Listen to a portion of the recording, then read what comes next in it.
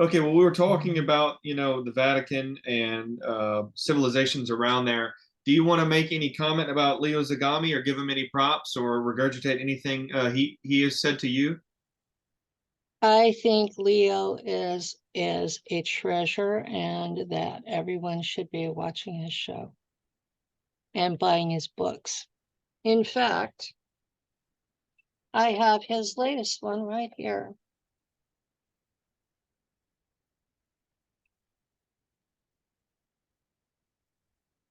Ah, Ah, this is number 8. So, yeah. yeah, I've seen him several times. I would watch him on Alex Jones, and I always liked what he had to say. So I'm very glad to hear that he's good to you, him and his wife. You said right, not girlfriend, Wife, wife. Yeah, Christy. Christy's a good lady. She writes her own books. They've both been absolutely wonderful to me. hmm I'm proud to count them as friends. that's good. Okay, well, good. Yeah, I just wanted to give him a shout. I know we both are fond of him. I've heard crap said about him, and I want to make it clear the man's a Okay. Christian. Um, I've heard people say all kinds of nasty things about him, and he's actually a Christian, and that should matter to the truther community. He's exposing the behaviors that need to be exposed. He's a good person. That's what I hear. Yeah, I'm just glad to hear it confirmed by someone I trust like you. Wonderful. Okay, well, good. So we gave a shout out to Leo Zagami. Listen, I heard this. This to me, this sounds kind of cheese dick, but maybe it is true. The reason wisdom teeth are called wisdom teeth is because your teeth can pick up on vibrations, which is good for you, and that they're removed by design to keep us less susceptible to picking up on things or calls or other intuition, or I don't know if I'm saying that right. Is it good to leave wisdom teeth in or no comment? Most people, their teeth are too big for their jaw,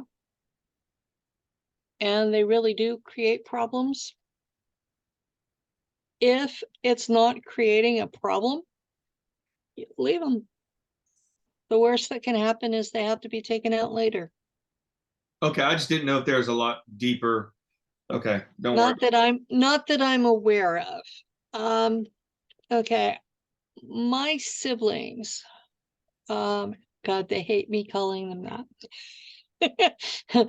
But I have a brother and 2 sisters who had to have teeth pulled because their teeth were too big for their jaws. And they went through a lot of pain with their wisdom teeth. So, yeah, they had to have them pulled. Mine, I was missing teeth. God only knows why. And so they just sort of pushed them in and made everything fill in like it was supposed to be. So I was actually happy to have them, but they got infected later in life and had to be pulled. Oh, geez. Okay. So it's hard to brush back in the back. Yeah. That's how I use those little flossers. Okay, well, moving on. Enough about dentistry. A while back, you said something that just blew my mind. You mentioned how the CIA went back in time to make sure that the Civil War was won by the North. Is that because the North was Vatican controlled, or can you just go back and revisit this whole subject and expound on it as much as you can? This is something I like lose sleep over, wondering what life would be like here in America or the world should the South have won. The South originally won. Uh, and there were 2 separate countries. The South was allied with Britain at the time. The North was allied with Prussia and Russia and France, of all people. And when World War I happened, the North went in on the side of Russia and Germany and the South went in on the side of Britain. And because they were fighting each other again, the Germans ended up winning. And there was no World War II because there was no Treaty of Versailles. And so the majority of Europe ended up speaking German. And the CIA didn't like that. So they went back in history. They made sure the South lost so that the United States would stay one country.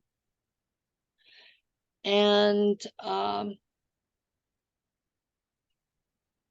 the Vatican had their own reasons for killing Lincoln.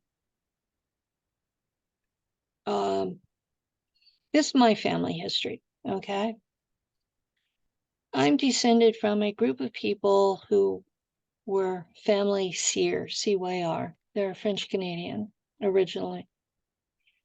And when they came to Kankakee, Illinois, they built a church, St. Anne's, and they asked for a priest, and they were sent Father Cheniquet. Well, while Father Cheniquet was our family priest, he converted from Roman Catholicism to French Presbyterian, and he tried to take the church building with him. And he split the congregation in two, half stayed Roman Catholic, half went French Presbyterian because this was their pastor. Most of them could not read or write in any language, so they had been trained long and hard to do what the priest told them to do. Now, this turned into an almost shooting war. There were people in my family who killed each other over this. The part that remained Roman Catholic called themselves Saint Cyr instead of Cyr because they were no longer family. They disowned each other. Now, this was before the Civil War, so we're talking 1830s, 1840s. Okay. Abe Lincoln was one of our lawyers when we went before the Supreme Court. We lost.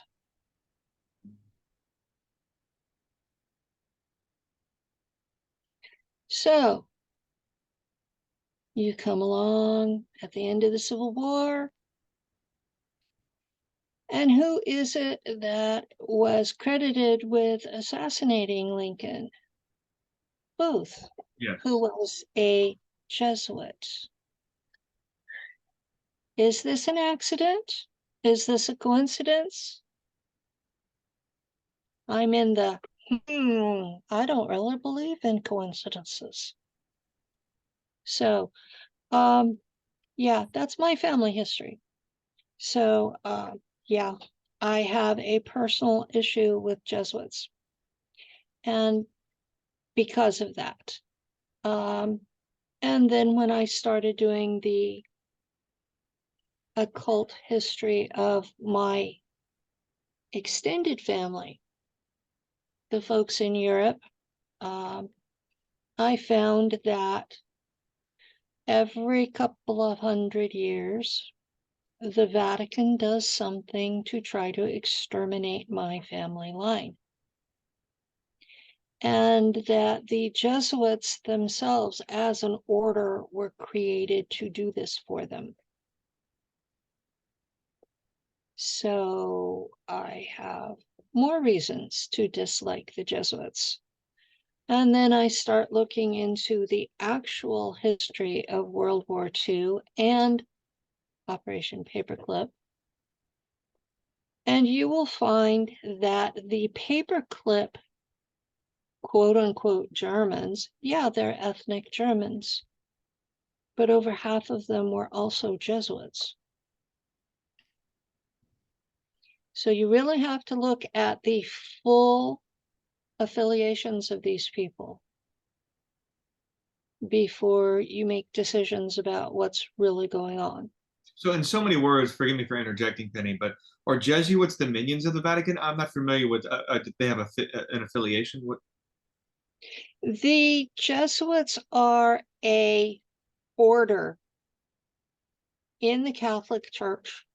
Their official name is the Society of Jesus, but they were originally created, I believe, in the 1500s to be the assassins for the Vatican.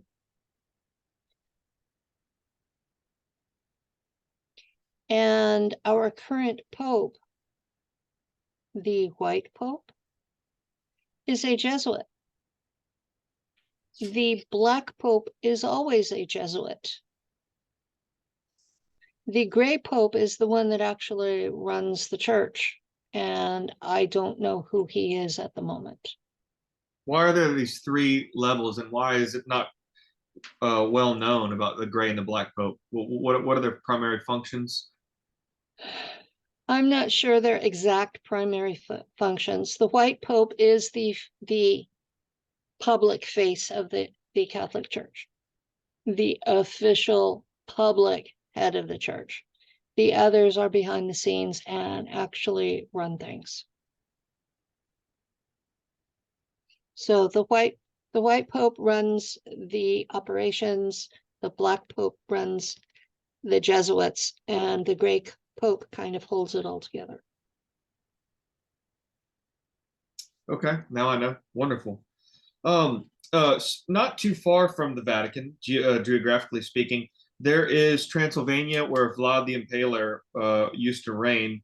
What is his significance? Are there really tunnels deep down underneath that location? And is it true that is it Herbert Walker Bush or Prince Charles traces their lineage back to him? Uh, the Windsors trace their lineage back to Vlad the Impaler. His significance is that he held the wall against the invasion of the Turks, the Ottomans, in his time period. If he had not been there, Europe would have been Muslim. He stood the line, just as Charles Martel did with the Arabs coming in through Spain in about 600, 500 or so years later. Vlad the Impaler held the wall from Eastern Europe, coming up from Turkey and through the Balkans. So these are the two men why Europe stayed Christian. That's their significance. So, according to the legends, Vlad had a blood disease. It's called porphyria. And the ancient treatment for porphyria was they would drink blood. This disease is still in the family. I know people today who have it. It's nasty. You die from it eventually. It's just a constant pain in the ass. They treat it now with blood transfusions rather than drinking it.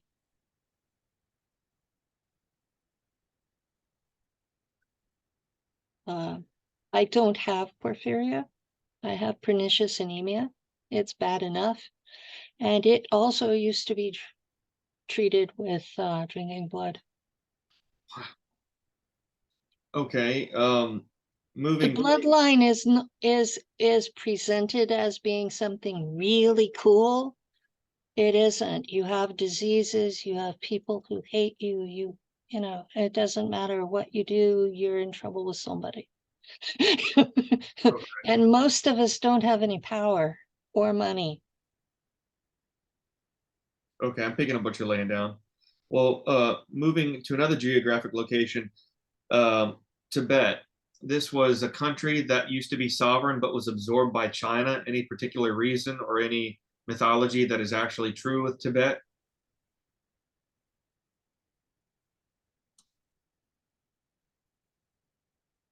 Tibet was isolated. It was like frozen in time. Their core culture is basically the same that it's been for the last 3,000 years.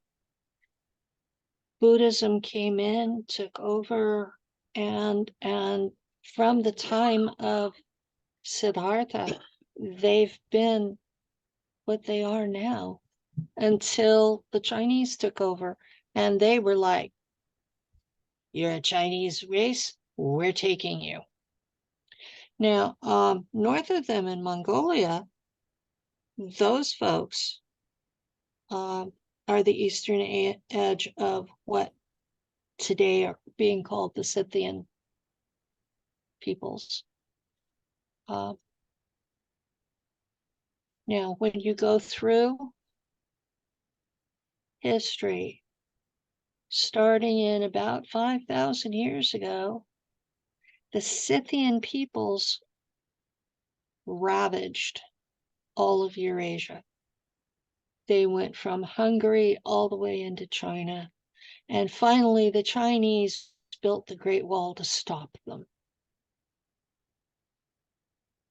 They called the eastern ones Mongols, the western ones were Huns, but they were all the same family. And that's what a lot of people are not understanding. And their royals had a phenotype: red hair, red or red gold hair, green eyes, pale skin for whatever people they were, and psychic abilities. And they had a ethical standard. They were military like Spartans. They didn't build cities or monuments. You might have ornamental gold on yourself, but you were not about gold. You were not about merchants. You were not about trade. You were about being free and protecting your family and your people and doing what was right by your people. And that's a lot of what's wrong with Western culture today, is we've embraced the merchants. Okay, that's not too far off from an area called Tartaria. Any um, comments on this? The real Tartaria was a outgrowth of the Mongolian Khanate. What a? And Khanate.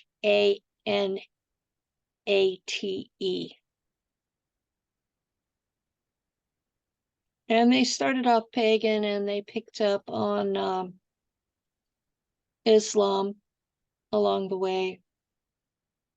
And they were a rather advanced civilization for their area of the world in their time. They fell just about the time that the British took over India. Why did they fall?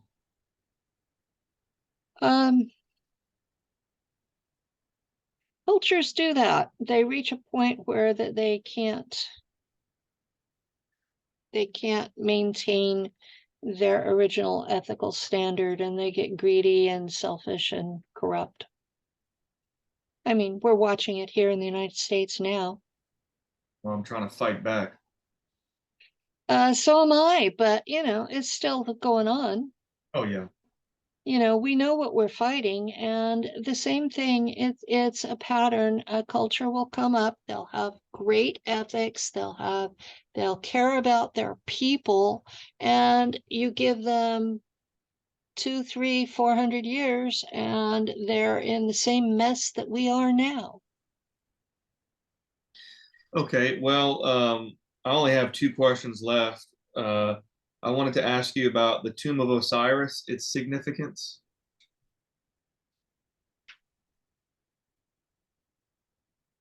In ancient times, it was a place where the poor people came to be buried because they couldn't pay for funerals on their own.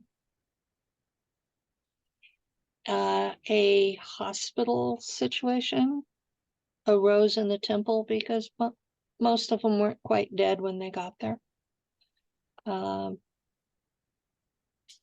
Several treatments that actually helped people were developed then.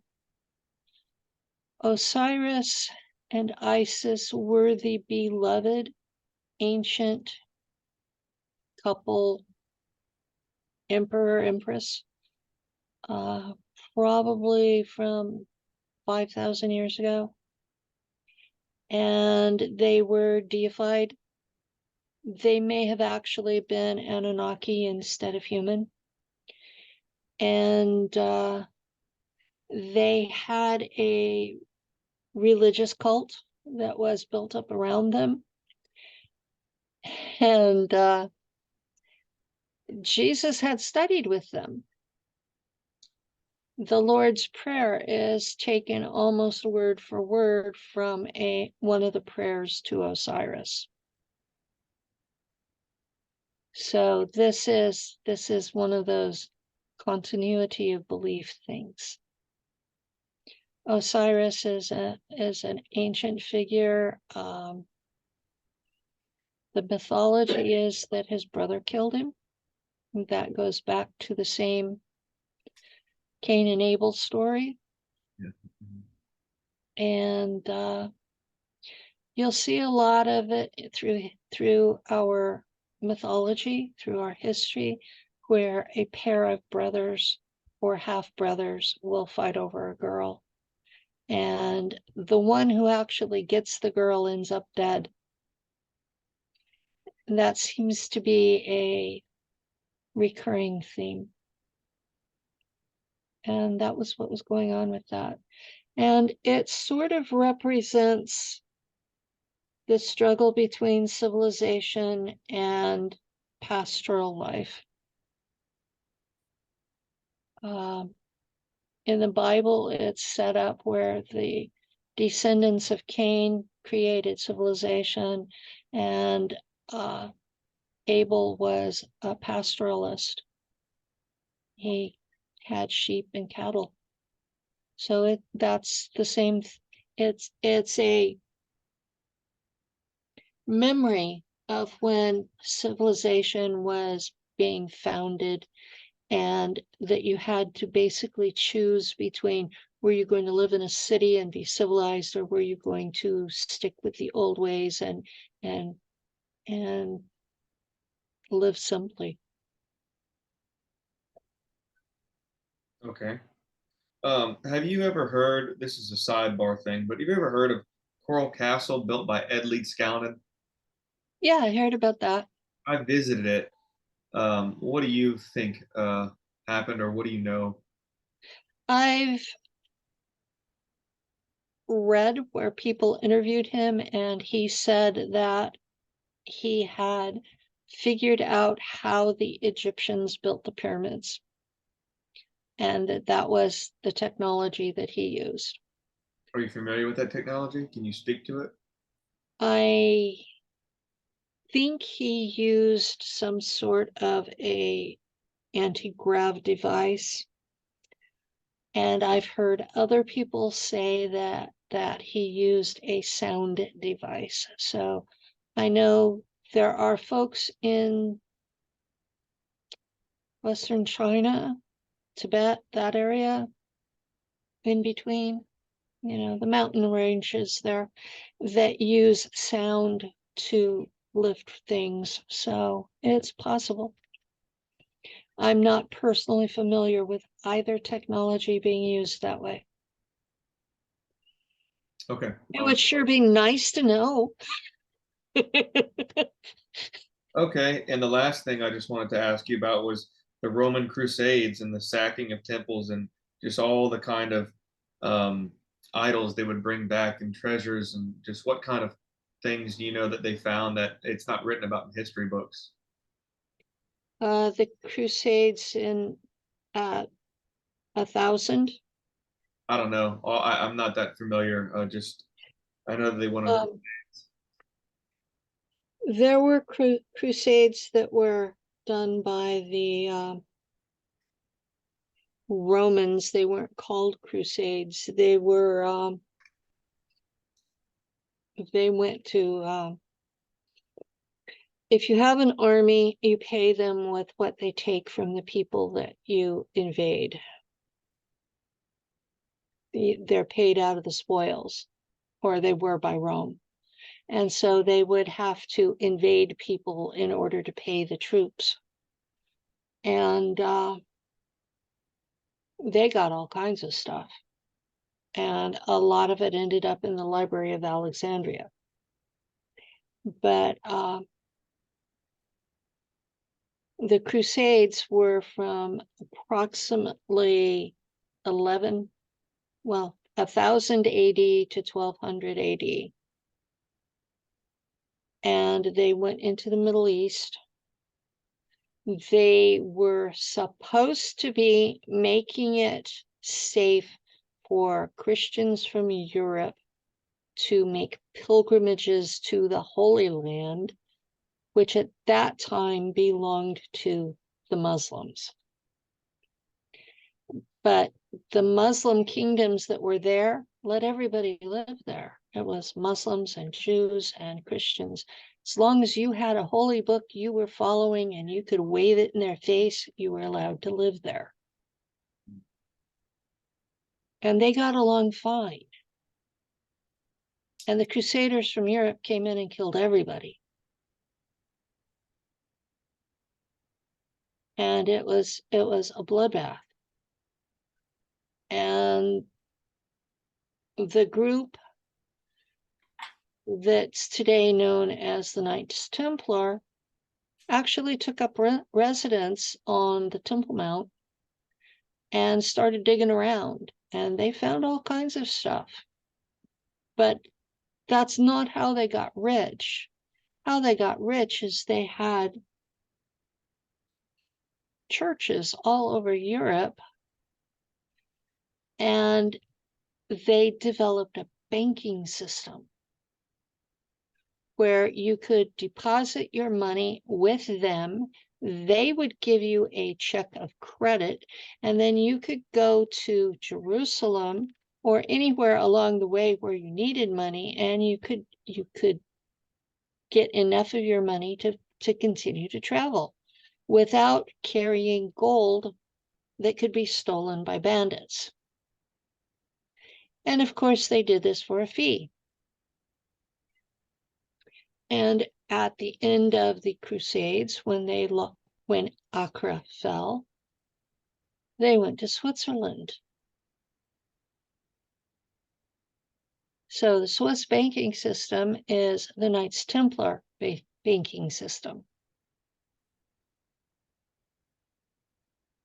The Rothschild banking system is a separate entity that started in Germany instead.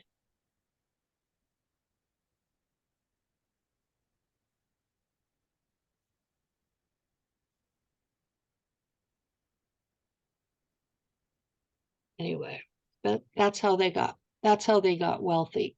And they were sort of heretics because they were Johnists instead of actual Christians.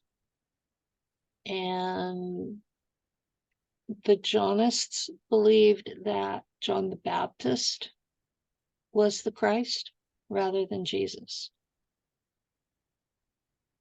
And they were the same bloodline. They were in the same family. So it would make as much sense one as the other. And since they had been affiliated with each other at the beginning, there was a lot of they were both Essenes. They were both from the royal line. They were both cousins. So there's a lot of logical reasons to support either one of them. Okay. Well, I'm at the end of everything I was accumulating.